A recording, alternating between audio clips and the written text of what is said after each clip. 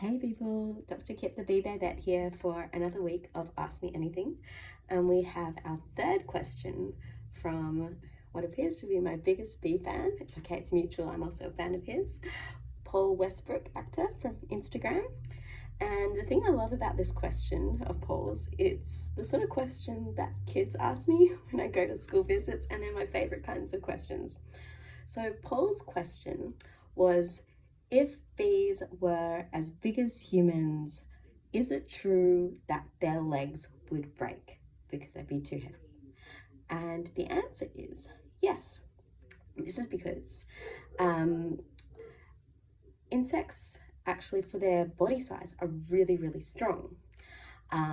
So if a bee was as big as a human, it would be able to lift more weight than a human, be stronger. And because larger animals, they have more volume and mass, and it means their muscles have to be stronger to maintain the same level of strength relative to body weight. So if you scaled a bee up to human size, it would be stronger than a human, but it would also be so heavy that it would be unable to hold itself up. Also, bees' legs are quite spindly, and they also don't have an internal skeleton. Bees and all other insects are invertebrates, so their skeleton and their support structure is on the outside, so they don't have leg bones. So they would not do very well if they were human size. They would also have probably an even bigger issue. So even if they couldn't stand up and walk around, they would also die from a lack of oxygen. And this is because insects, like bees, they don't have lungs and they don't really breathe. So what they have instead for gas exchange is, instead of a mouth and then your internal respiratory structures and your lungs to act as bellows pumping the oxygen in and out, they have instead these little holes over their body called spiracles that they can open and close, and the oxygen enters the spiracles, goes down these little tubes called tracheae that are blind ending, and they are moist.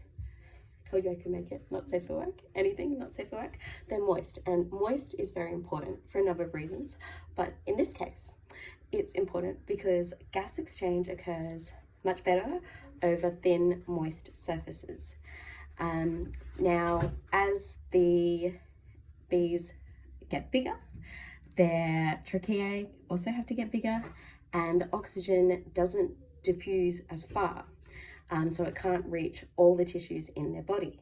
So that's why you don't see giant bees, unfortunately. I think it'd be pretty cool. I'd love to ride a bee.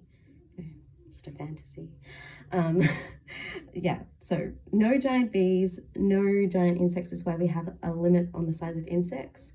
Back during the Carboniferous, during the time of the non-avian dinosaurs, we did have bigger insects because the concentration of oxygen was higher in the atmosphere during those times.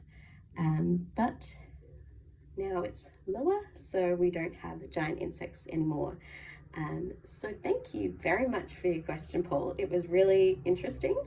I found it very enjoyable to research and make sure I got this exactly right for you.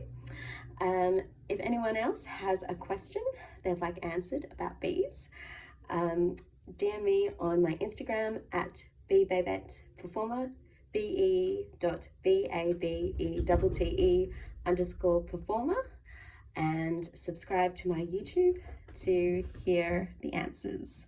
Also, if you want to get some funky bee merch, head to my Bee Babette Redbubble store and you can get cool caps like this one. So till next time, people.